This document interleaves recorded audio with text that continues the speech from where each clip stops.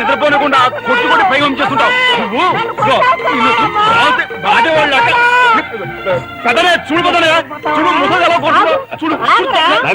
ఆగు ఆగు ఏమిటే చిన్నారితో నీకేమిటి?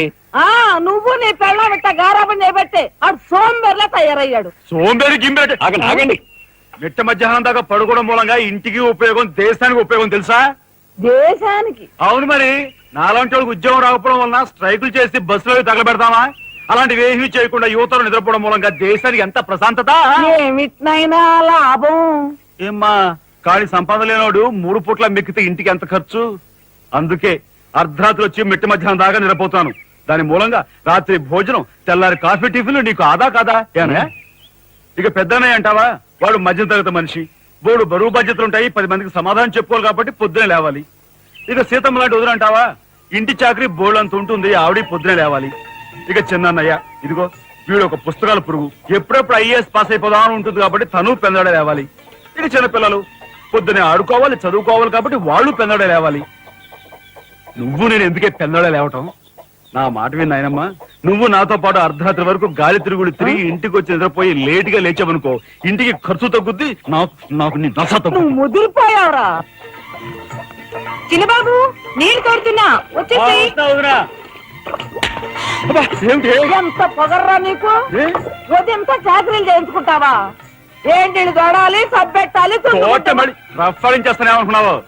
నువ్వు చేయాల్సిన పనులు ఉదయంతో చేస్తావు, నేను నిన్ను కేకలు పెడతావు అనుకుంటే నువ్వు ఎదురొస్తావా? అయినా ఈ వయసులో నువ్వు చేయాల్సిన పనులు ఏమిటి? ఏంటయ్యా? నాకు సేవలు చేసుకోవటం. ఏంటి? తాతయ్యకి ఎలాగో సేవలు చేయలేదు, నాకు సేవలు చేసుకో. దేవుడు మెచ్చి నీకు స్వర్గ దూరాలు తెలుస్తాడు. నిజమే ముసుదానా?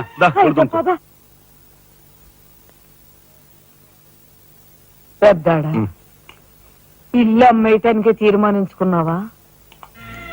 అమ్మకి తప్పేటట్లేదు నానమ్మా. మనకున్న అప్పులకి ఇల్లు కాదు కదా, ఈ వీధి మొత్తం అమ్మినా ఏమీ తీరం. నువ్వు నోర్మీరా, ఆడి మాటలకేం గాని మీ తాతయ్య రెక్కలు బొక్కలు చేసుకుని ఇల్లు కట్టించాడురా. నా బంధులో ప్రాణం ఉండగా అమ్మ నేను నన్ను చంపుకు తిన్నంత ఒట్టే. ఈ మాత్రం దానికి అంత పెద్ద పెద్ద మాటలు ఎందుకు లేనమ్మా? అమ్మలే ఆ తిప్పలేవో నేనే పడతాను. అన్నయ్య, అసలు గొడవేమీ లేకుండా నేనే చదువు మానిస్తే? అయ్యి బాబోయ్, భలేవాడువే, చదువు మానేస్తానంటావేంటి? నువ్వేదో కలెక్టర్ అవుతావు, ఇంటెల్ పాదిని ఉద్ధరిస్తావు అని మేమంతా నీ మీద ఆశ పెట్టుకుంటే తప్పురా అన్నయ్య, ఆ పని చేయకు. అవును, ఇప్పుడు నీ అయ్యే చదువుకి ఎంత ఖర్చు అవుద్ది? ఢిల్లీ దాకా వెళ్ళాలంటే 500 ఖర్చు అవుతుంది. ఆ పైన ఎగ్జామ్ ఫీజు, ట్యూషన్ ఫీజు, పాత బాకీలో కలిసి కనీసం 25,000 అవుతుంది. 25,000? మా బాబే అంతేనా? 25,000 అంటే ఇదిగో మా పెద్దనే సర్దుకుంటాడులే. సర్దుకోపోతే నువ్వు సర్దుకుంటావా? నువ్వు ఇష్టం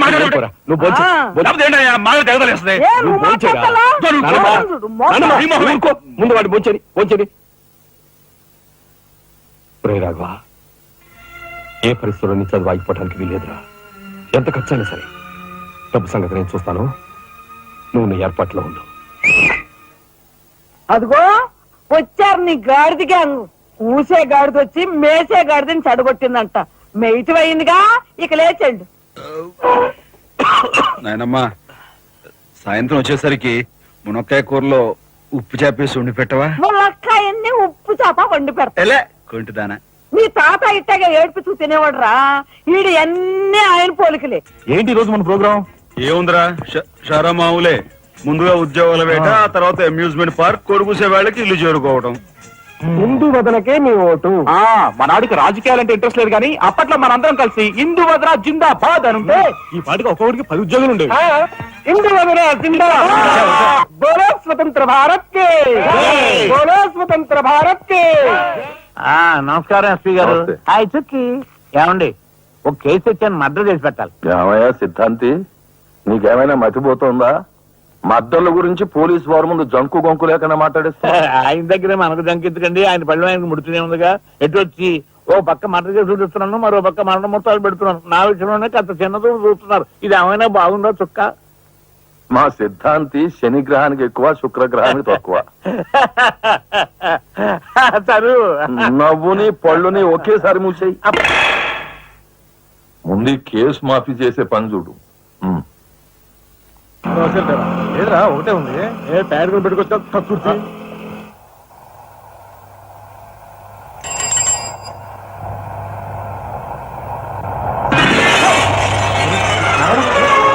ఓయ్! ఏం బాబా కళ్ళు కనపట్టాలా? కాస్త మనుషులు చూసుకుని నడుపు కారు.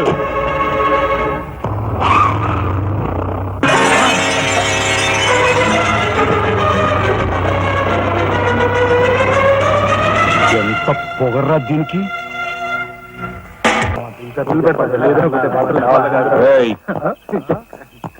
షడబడి ఏంటి సార్? ఎక్కడి నుంచి రాస్తున్నారు? అమ్యూజ్మెంట్ పార్క్ నుంచి. టికెట్లు ఎక్కడ? టికెట్లు చింపేసి కదండి లోపలికి పంపిస్తారు. ఏంట్రా లాజికల్ మాట్లాడుతున్నావు?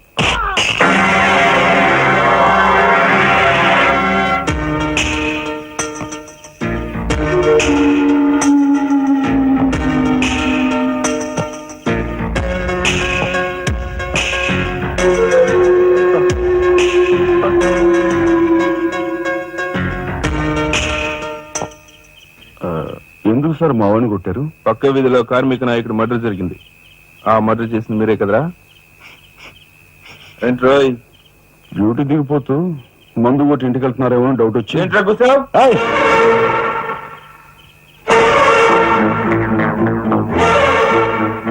అసలైన నేరస్తులను పట్టుకోవడం చేత కాకపోతే యూనిఫామ్ తీసేసి ఇంట్లో కూర్చో.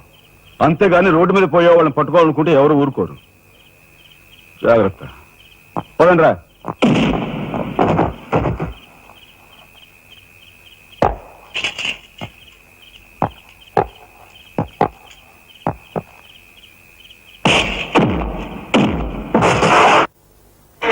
పోలీస్ ఇన్స్పెక్టర్ అయి ఉండి వాళ్ళతో దెబ్బలు తింటాను నీకు సిగ్గులేదు?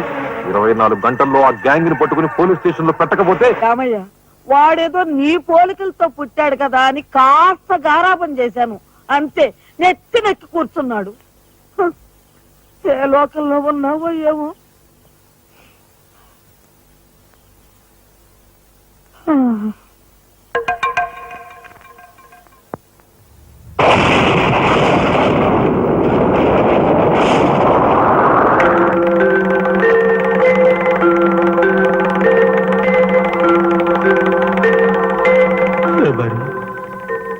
ఏమిటి ఆ చూపు?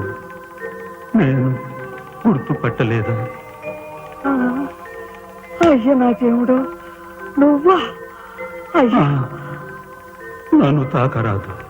ఆత్మ రూపంలో ఉన్న నన్ను తాకితే మాయమైపోతాను. అపచారం అపచారం. అయ్యా, పచ్చికొండగా ఒక్క రోజు కూడా గడ్డం మాయనిచ్చేవాడివి కాదు. మగ మహారాజులాగా మెలమెల మెరిసిపోయేవాడివి. ఇప్పుడు ఏంటయ్యా గడ్డం అట్ట మాసింది? అదక్కడి రూలు. ఏమిటి చిన్నాడు మీద విరుచుకు పడుతున్నావట? వాడు ఒట్టి అల్లనాడైపోయాడయ్యా. వాడిని ఇంటికి రాని వాడి కాళ్ళని కొడతాను. ఎంత పొరపడుతున్నావు శబరి? చిన్నాడంటే ఎవరనుకున్నావు? ఎవరు? నేనే. ఆ, నీ మీద మమకారం చావక, ప్రేమ తీరక మళ్ళీ వాడి రూపంలో జన్మించాను. వాడే నేను, నేనే వాడు. నువ్వా? చిన్నాడిది నీ అంశ? ఒట్టు. మరి ఇన్నాళ్ళు నువ్వు నాతో చెప్పలేదేమయ్యా? ఆ ఐడియా నాకు ఇప్పుడే వచ్చింది ప్రియా.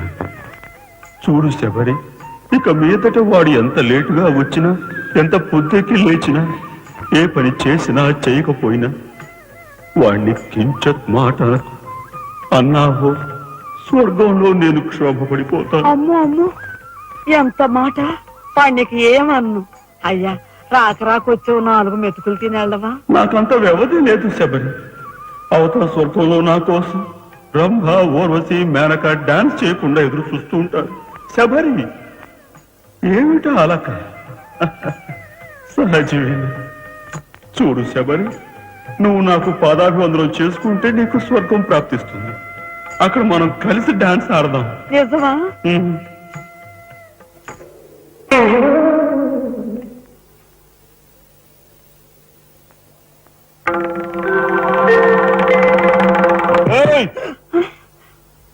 వస్తున్నా వస్తున్నా వస్తున్నా. తలుపులు బాత్తుడు వినపట్లా?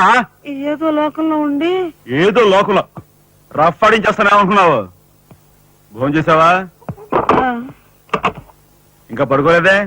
నువ్వు వస్తావని. నేను వస్తానని అర్ధరాత్రి వరకు నా కోసం ఎదురు చూస్తుంటే నీ ఆరోగ్యం ఏమైపోతుంది? పడుకో. ఏమిటా చూపు? పడుకో.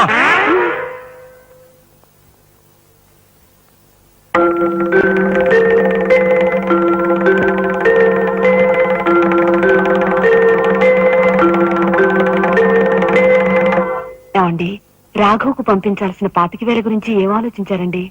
అదే అర్థం కావటం లేదు లక్ష్మి. ఆ 25,000 సంగతి అలా ఉంచు. కనీసం ట్రైన్ ఛార్జీలకైనా ఇచ్చి 4-5 రోజులు ఎలాగోలా ఆ 25,000 పంపిద్దామని చెబుదామన్నా ఈ 500 అయినా పుట్టేటట్లేవు. ఒక పని చేయండి, నా దుద్దులు తాకట్టు పెట్టి. వద్దు లక్ష్మి, వద్దు. ఈ సంగతి తెలిస్తే రాఘవ అసలు చదివే మానేస్తానంటాడు. నేనే ఇంకో ప్రయత్నం ఏదైనా చేస్తాను.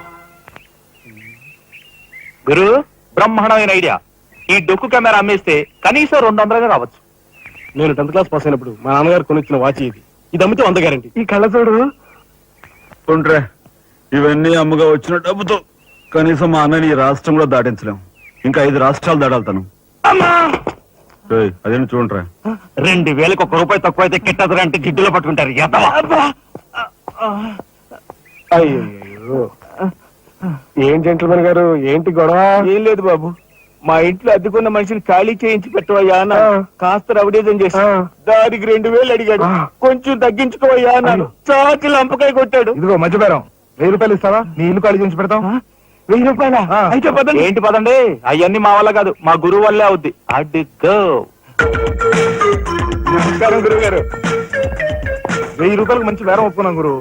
నువ్వు కొంచెం రౌడీజం చేసి ఇల్లు ఖాళీ చేసి పెట్టాలి. రౌడీజం చేసి పెట్టాలా? రఫ్ ఆడిస్తాయో అనుకున్నావా? పాపం ఆయన ఇల్లు ఆయన ఖాళీ చేసి పెట్టడంలో తప్పే ఉంది. న్యాయమే కదా, ఒప్పుకో గురు ప్లీజ్. అంతేనంటావా? సరే బాబు, ఒక మాట, అది సామాన్యురాలు కాదండి. రాలు అంటున్నాడు. కొంప తీస్తే ఆడదా? అవునండి.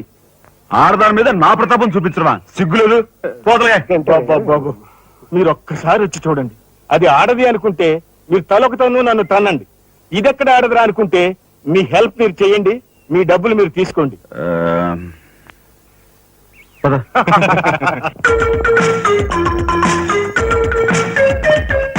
ఇదేనండి ఇల్లు. చెప్పానుగా, వెళ్ళు. తప్పదంటారా? మరేం భయం లేదు, వెళ్ళు. వెంట్రా.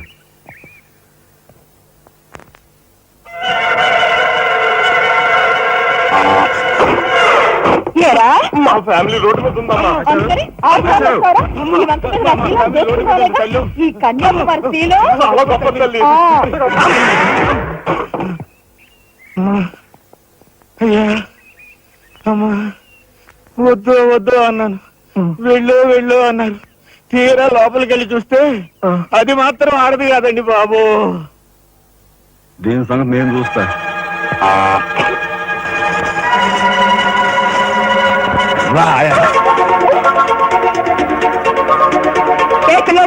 ఏయ్, నా చేయి పట్టుకుని బజార్కి లాగేంత మగాడువా నువ్వు? ఎంత ధైర్యం నిన్ను! ఏయ్, ఏయ్! కోట చేయి చూసావు ఎంత రఫ్ ఉందా? నాతో పెట్టుకోకు, రఫ్ ఆడించేస్తా. నువ్వు నాతో పెట్టుకోకు, నీ పని చెప్తాను. సూరమ్మత, అప్పాయమ్మ, వెంకాయమ్మ, సీతమ్మత. పొడుస్తా. పీకు, నీ బోర్డు పీకు. ముయ్, ఈ కత్తి ముయ్, పొడుస్తా. బోర్డు పీకో. కత్తి ముయ్. బోర్డు పీకో. రాయ్, మీరు లోపకెళ్ళండి రా. దీని తాలూకా ఏది దొరుకుతా తీసి బయటపడండి. హలో మేడం, ఒక్క ఫోటో. Just wait. గొంతు పొడుస్తా. పోదలే, పీకో.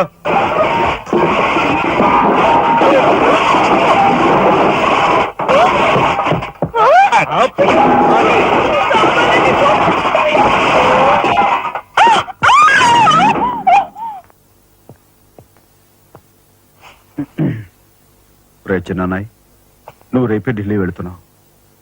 వారం తర్వాత ఆ 25,000 నీకు అన్నయ్య పంపిస్తాడు. ఇదిగో నీ ప్రయాణపు ఖర్చులు 500. ఏంటి అన్నయ్య ఏమన్నాడా? అన్నయ్య ఆజ్ఞ అనుకో, నా రిక్వెస్ట్ అనుకో. ఇస్తున్నాను, తీసుకో. ఈ డబ్బు నీకెక్కడిది? యక్ష ప్రశ్న వెయ్యొద్దు. ఇస్తున్నా, తీసుకో. అంతేగాని ఎక్కడి నుంచి వచ్చాయి, ఎలా వచ్చాయని డీటెయిల్స్ మాత్రం ఆ అడగ. డబ్బులు నీకు ఎక్కడైరా? చెప్పానా? యక్ష ప్రశ్న అడుగుతున్నది నేను. ఎక్కడదా ఈ డబ్బు నీకు? అన్నయ్య కూక్ చిక్కు చిక్కు. అదే ఈ డబ్బు ఎక్కడదా నీకన్నా అడుగుతున్నాను. చెప్పరా. అలా దబాయిస్తా ఉంటానే. నేను దొంగతనం చేసినట్టు జోలు కొట్టేసినట్టు. అయితే రౌడీ చేసి సంపాదించావా? నాన్న రౌడన్ గాను. అయితే అప్పు చేసావా? అది చేయకి ఇది చేయకి ఇంతలోనే నీకు ఇంత డబ్బు ఎలా వచ్చిందిరా? ఏమిట్రా పెద్దోడా ఆ దబాయింపు? వాడు ఏం చెప్తే అది నిజం. వాడు ఎవరనుకుంటున్నావు? సాక్షాత్తు అన్నయ్య ఇప్పుడు వివరాలు ఏమీ అడగద్దు. అన్ని తర్వాత వివరంగా చెప్తాను. వివరంగా చెప్తాడు. వదినా తప్పు. వదినా వదినా ఏం బాబు? ఇదిగో వదినా, అన్నయ్య కోరిక ప్రకారం నీకు పట్టు చీర, బంగారు నగలు. బంగారు నగలు? బంగారు నగలు అంటే బంగారు లాంటి గిల్ట్ నగలు.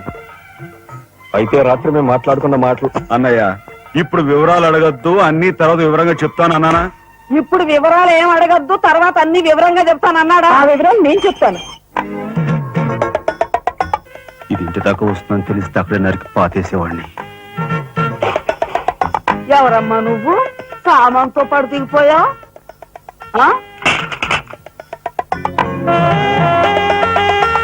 Excuse me. యారా ఏమిటి నువ్వు చేసేది? వాళ్ళ నలుగురిలోనూ అడిగితే తలా ఒక తన్ను తంతారేమోనని ఇక్కడికి తీసుకొచ్చా. ఆ అమ్మాయి ఎవరు? ఆ అమ్మాయికి నీకు సంబంధం ఏమిటి? నాయనమ్మ నిజంగా నాకు ఎలాంటి సంబంధం లేదు. ఏం సంబంధం లేదా?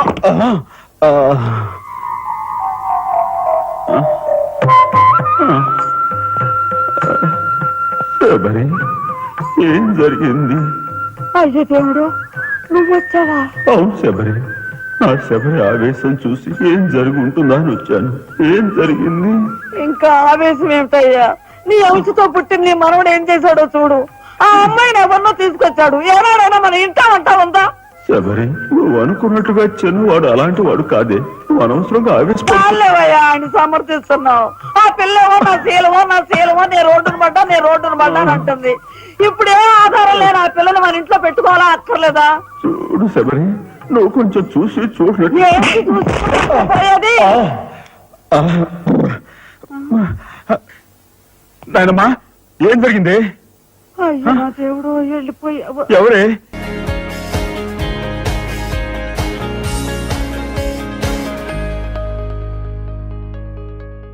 And for more videos, please subscribe to iDream. Please subscribe to iDream. Please subscribe iDream. And please subscribe to iDream.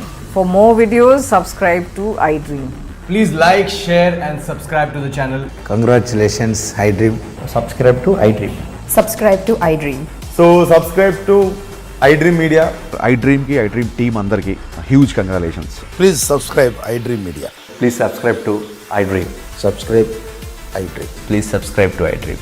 iDream అంటే నా కళల ఛానల్ను సబ్స్క్రైబ్ చేసుకున్న నోరు తిరుగుతలేదు. మీరైతే గంట గుర్తు కొట్టండి. For more such videos, please subscribe to iDream.